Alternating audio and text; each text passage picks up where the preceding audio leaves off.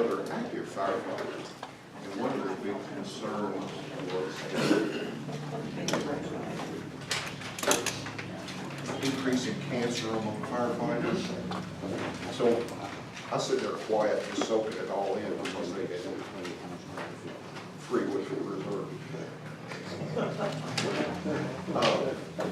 But I asked the question, who's your insurance carrier? Crittenden City Council. And I've been communicating with my insurance guys because I wanted to get a plan. What do they do? I'll tell you. This meeting's been called to order. Good evening. As we stand, we will pledge to the United States flag. Allegiance to the flag of the United States of America and to the republic for which it stands, one nation, under God, indivisible, with liberty and justice for all.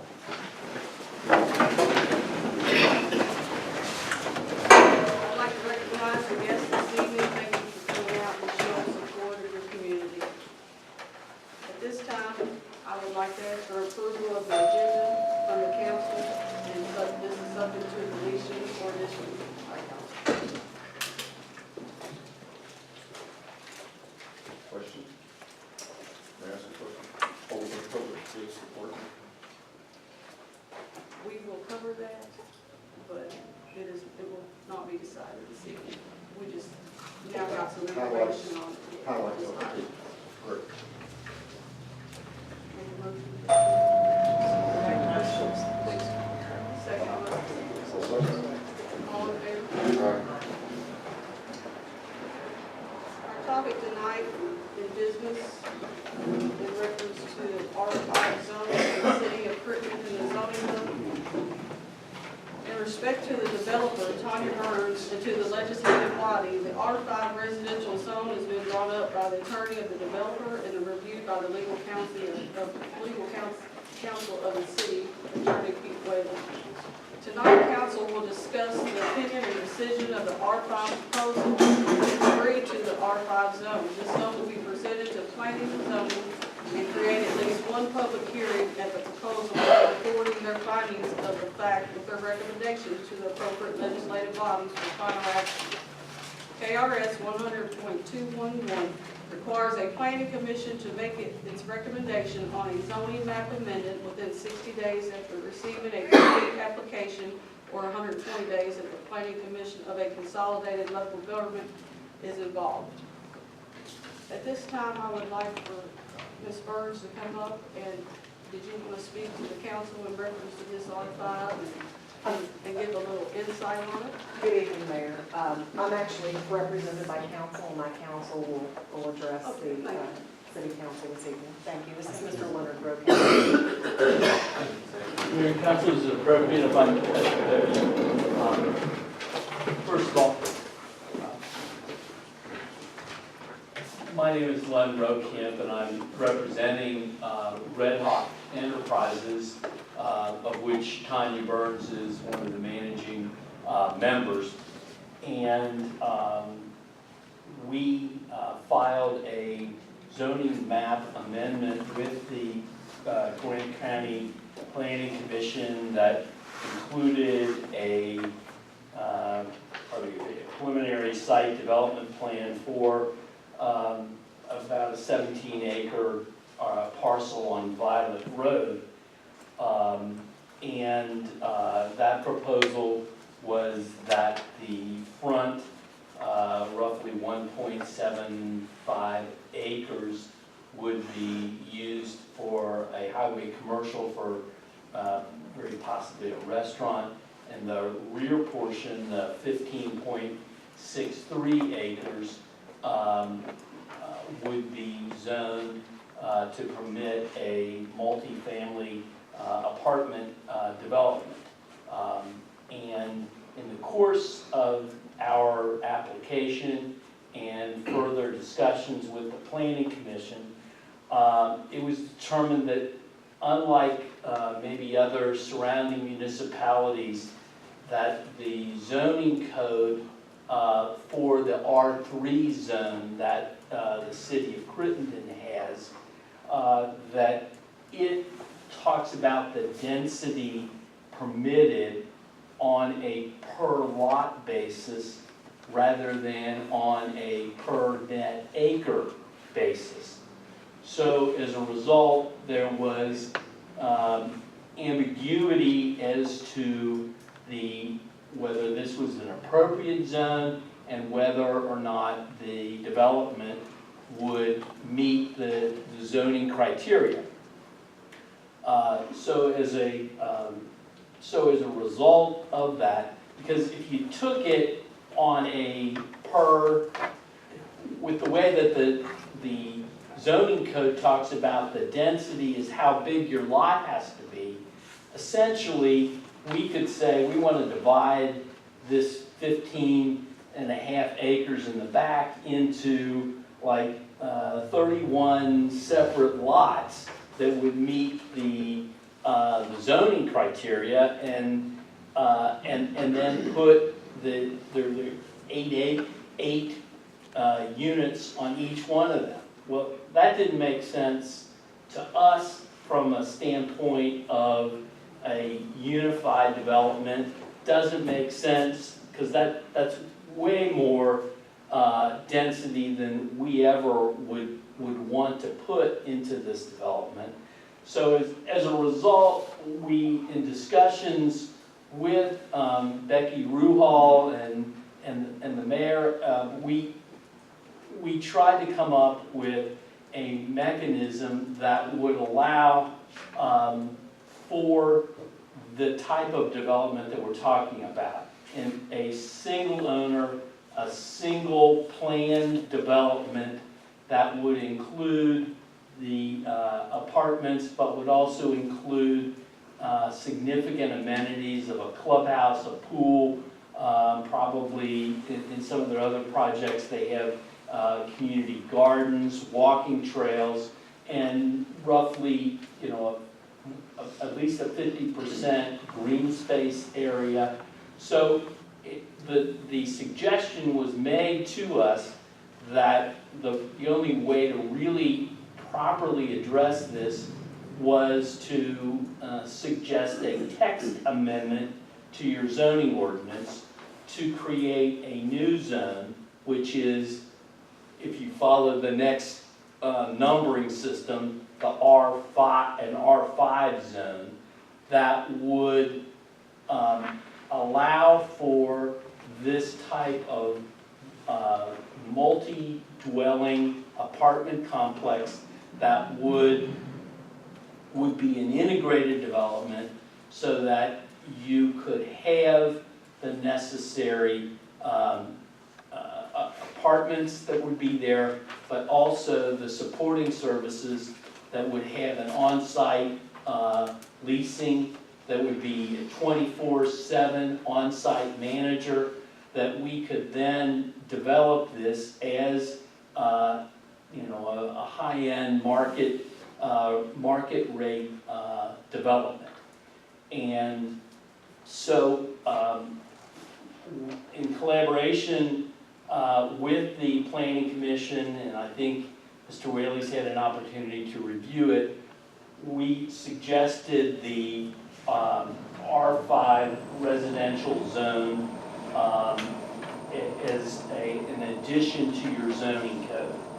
And it was suggested to us that we follow the same format of uses permitted, accessory uses, and that you have for your other zoning designations.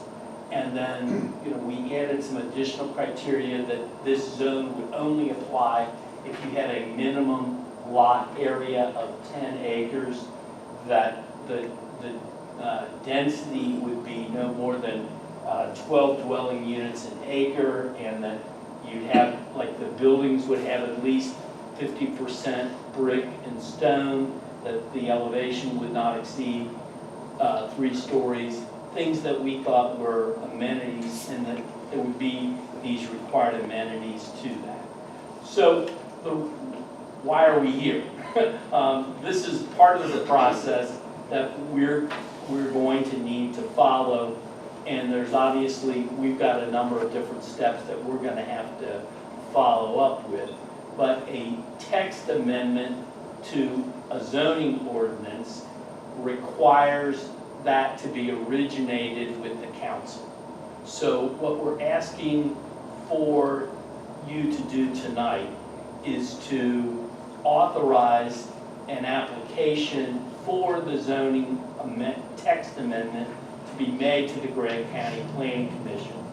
They would then, in their normal course, after a public hearing, would review that, make any comments that they have, send their recommendation back to this council, which would then agree either to adopt it or make modifications to it or whatever. But we need your approval tonight to at least start the process of a review by the Planning Commission, with the understanding that we would then have to come back here for your ultimate approval, and then ultimately we would have to amend our application so that we would apply in that rear portion for this new R5 zone. I appreciate again you guys coming out and putting this on as a special agenda item. So I'm happy to answer any questions. I don't want to belabor this to the extent that, yeah. Yes, Can I ask a question? I'd like to address it to both attorneys in the room. This is a bit unusual from my experience, and maybe I've just been lucky and never had one come this way before, where the developer is writing the documentation for the text amendment, and by default, what would likely become the zoning ordinance, as opposed to the Planning and Zoning Commission, the process for public hearings and the Board of Adjustment, and then that coming back. Does this process circumvent any of those steps that are in 100.211? All of those steps still have to be followed. This is just a precursor to that. correct. And you've really done them a favor by writing this for them. We were asked to make a proposal that would address it, and to be honest with you, what I did was I looked at the zoning ordinances from Boone County, Kenton County, Cold Spring, Independence, Wilder, and a few others, and tried to pick the parts of that in order to try to address this issue and see how those municipalities address this particular issue. So what we did was try to come up with it with the understanding that it's got to go through the same review process, and that we're only beginning the journey. That's correct. He did his research in terms of what an R5 would look like, and then, as I understand it, and I did make a call about this time last week, modeled how he put it together to be somewhat consistent with how ours are written up, and then what you see is kind of the end product of that. Having talked to Becky, most of what, or all of what they put in here was compatible with, if not exceeded some of the general requirements, and I probably struggle right now to point out which ones to use as an example, but they were very compatible with our current requirements, limitations, restrictions, and maybe in a few cases might have even been a little stricter, was my understanding from talking back to last week. That's it. Yes, we are correct. Anyone else? I have some questions if you don't mind. So this is 17 acres, right? And about 2 acres in the front for commercial lot, Correct. which leaves about 15 acres. Yeah, a little bit over 15 acres. And then 50% green space, so there's going to be approximately 7 acres of green space on this property. Correct. Follow-up question. With all of your research, what's your assessment of consistency with the existing comprehensive plan? Well, I think if you looked at our zoning application, which I don't think have had the benefit of seeing yet, but we cited throughout that the consistency with the comprehensive plan, because the comprehensive plan in the community vision section said that development should be a promotion of higher density, more diverse housing or core areas, including apartments, townhouses, that the development plan in the housing section talked about a need for a diverse supply of decent, safe, and sanitary housing, and that the general principles called for a broad choice of housing types and densities, both rental and for sale units, and a variety of housing types. And then in the community facilities and services, it talked about the need for developments where there are sidewalks, proper drainage, utilities, green space, and landscaping. Then also talked that these should be located near access to like I-75 and that. So we have a project that's located very close to the 75 and therefore has the arterial roads in that would support this, plus also we would have all of the utilities, commercial utilities that would be on the site. Plus then, like I said, for our residents in that, we would be looking at adding the amenities along with the landscaping around the project so that we can create what we think is going to be a nice community and an asset to the city. Okay, let me ask my question another way.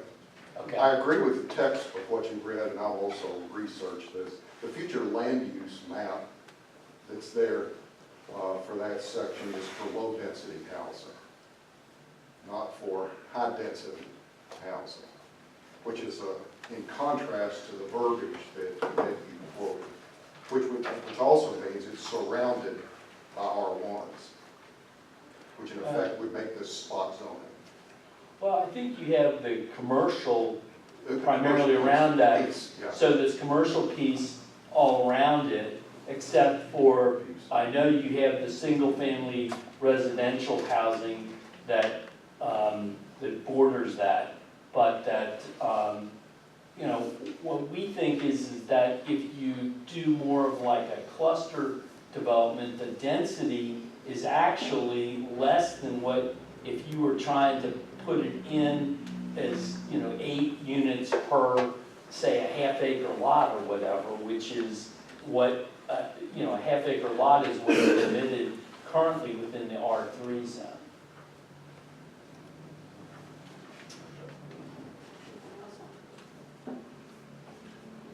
Thank you, Attorney, appreciate that. No other questions, council? My recommendation as mayor is to move forward with this proposal to planning and zoning, but it falls in the hands of the council and legislative body. So at this time, he recommended that we take a That would be appropriate if there's some additional discussion, the council wants to have it, give them an opportunity to speak on the subject, and if not, then entertain a motion. I would kind of like to get the public's, I'd like to kind of put it off to get the public's opinion about this, especially the people who are here tonight and heard the presentation. So that would just be my recommendation. More up to questions. Anyone in the community would like to speak or give a comment on this residential 5 zone change?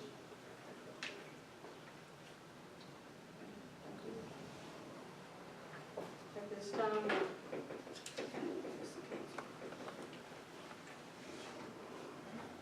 Isn't there a lake on that property? we'll just do roll call. Isn't there a lake on, lake on that property? Yeah, is it, there is. Yeah, is it gonna be filled in or? a lake, the gentleman's asking about the lake. There's a pond on the back part of the Right. property. My engineer's not here tonight, but basically what'll happen with that pond is he'll end up moving, he'll make a detention pond. And that's where all of the water, from any of the blacktop areas where he'll direct that. And he can be more specific about it from the engineering standpoint, but he's already looked at that. There weren't any environmental concerns, there weren't anything like that. It's in a position where he can work around it, if that makes sense. Yeah, because I know Vincent Boulevard, their blacktop, the water runway runs right down into that lake. And I don't That think drain that, comes yeah, down. I don't think that'll be an issue. He's been out there and looked at all of that. All right. But thank you. Thank you. This time we will do a roll call for yea or nay. Council Roberts. Council Doozy. Nay. Council Humphries. Nay, and I would just like to add that I just feel like that the public will contact the city council members and voice their opinion after this meeting. So I'm going to have to vote no. Council Martin. Yes. Council Lowry. No. Council Stumbo. Yes.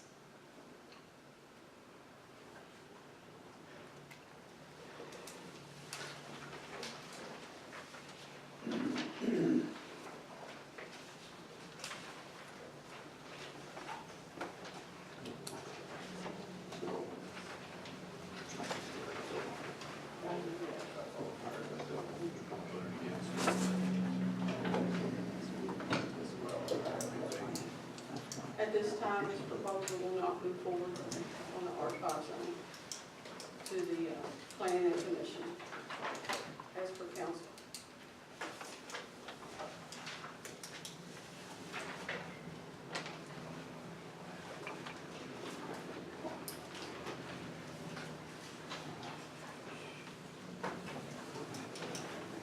The next call of business is an interlocal agreement. We do have the police department next in line on the business column.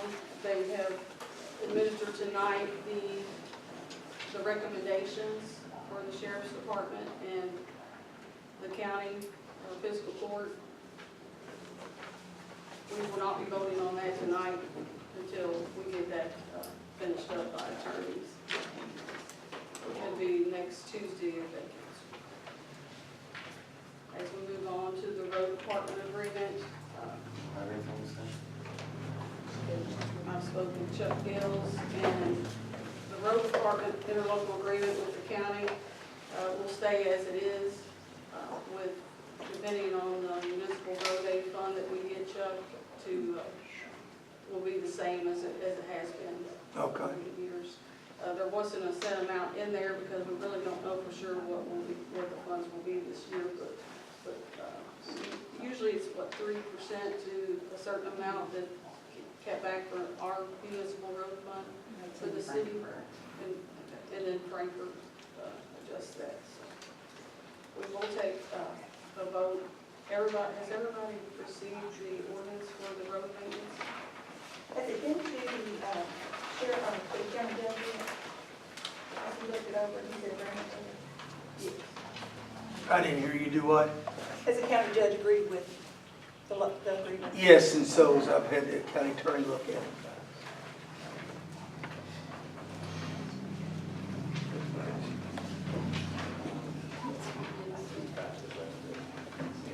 I'll make a motion to,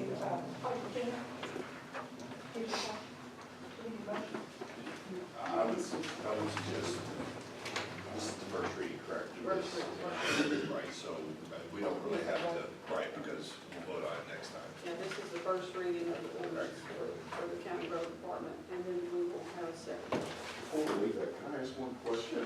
And I don't know the right, there's not a lot of documentation. I know we're not changing much, but the question is there a break point that's established between the road department and the city?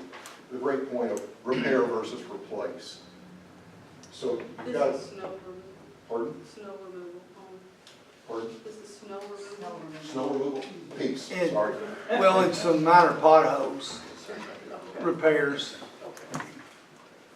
This is mainly our snow removal. Snow, peace, okay, thank you.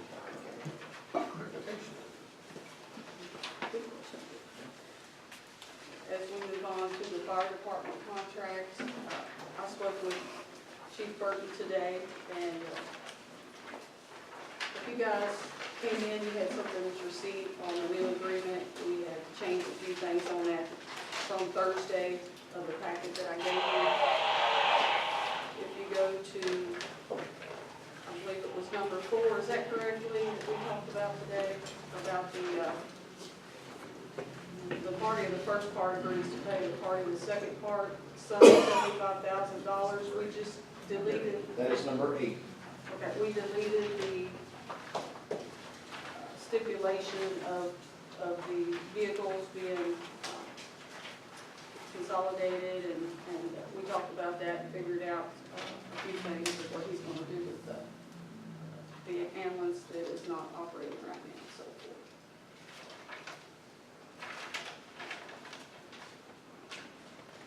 So the 25,000 is still staying in there for first payment, or has it gotten removed there? It's No. 75,000 for the. On the top, section 8. Number 8?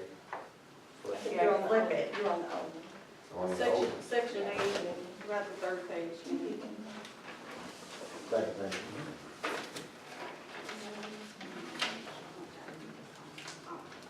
This isn't required by ordinance, so we need a motion to agree on this agreement, so it can be signed and documented with Chief Burton and I need a motion. Mayor, if I could hold on, not to be, but introduce our talk, there's a blank number 9, is that just a numbering issue? The stereotypical attorney, but I assume it was just a typo, but, See that? yeah.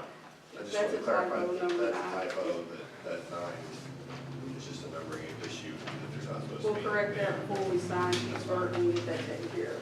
Okay, one question. Go ahead. On number 17,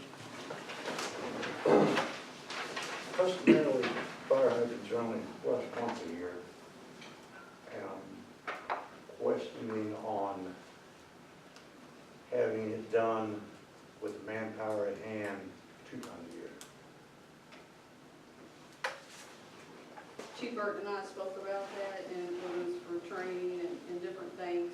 He had agreed today that that would be the case to flush every 6 months and to do the required maintenance. Is that correct, Chief? No, we said we would, again, work out something with Bullock Pen. Okay, that's fine. And if they're doing it twice a year, we'd be willing to do one of them, because that allows us to do maintenance on all the hydrants as far as greasing them, testing them, and get our mandatory ISO flows. And then they would be flushed twice a year because Bullock Pen does the other. Mr. Catlett was very willing to have us perform this. And we're talking about basic plans about getting it done. I would like to ask, make sure Bullock Pen and you all are on the same time schedule to do it, because sometimes water towers get drained. Yes, he suggested that we do it Tuesday, Wednesday, Thursday. Do not perform it on Mondays and Fridays because those are high volume times. Also, July, August until September 15th would be considered not testable times because of water flow and rain concerns. But beyond that, hours of 9 to 3, and Bullock Pen notified in advance, and he said he sees no problem. Okay. In return, we would share our findings and maintenance records with Bullock Pen. Now, I've seen some strong firemen before really torque those nuts and break this. I mean, I've You've seen got it to before go, in you the got to old do it days. slowly, because if not, you create what is called water hammer. And also with certain lines, if they're fragile, by opening them too slowly or too rapidly, then you can cause them to become unseated or pull the gaskets. Before we do any type of training on, or any type of actual maintenance itself, we would have a training program in the station so that everybody's on board with the proper way of doing it. And lastly, on that question, if it gets broken, who pays for fixing them? Well, Bullock Penn is the one who owns them. They own them, right? And as long as we are able to let them know in advance, then, I mean, they would have to repair the line. Thank you. Is it unusual to make the volunteer fire department a 2-year contract? 2-year contract? What page you on? Paul? Is it, Is it possible? Well, the way that it had been done before is that once an agreement was hammered out, then unless something changed, and one or other of the parties notified the other in writing within 90 days of the contract expiring, that it was self-perpetuating. And for budget reasons, it is much better to do it in 1-year contract, so we can that much. And also with the way things change, if something happens and Right. there are needs or additions. Make a motion. Hold on, No, I've got some more don't have- questions. One last question. We can't talk about this contract, is that what you're telling us now? We need to make a decision here. Okay. Let's get this in control. Who wants to go first here? Well, I've got 2 questions. Okay, go ahead. On number 4,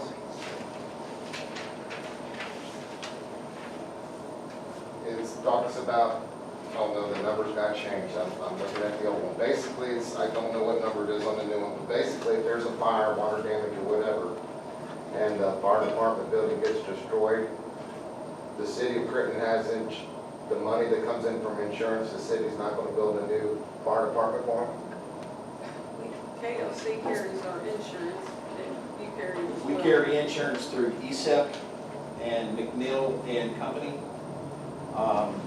The way the contract reads and the way it's been in the past is that the city owns the building.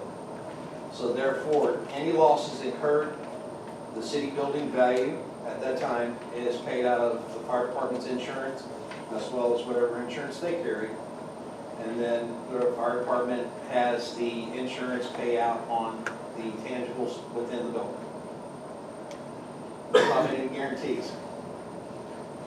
So if for some strange reason it does burn down, will there be a new building found or a new building built for the fire department? Because if I'm not mistaken, we get a break on your homeowner's insurance if there's a volunteer fire department.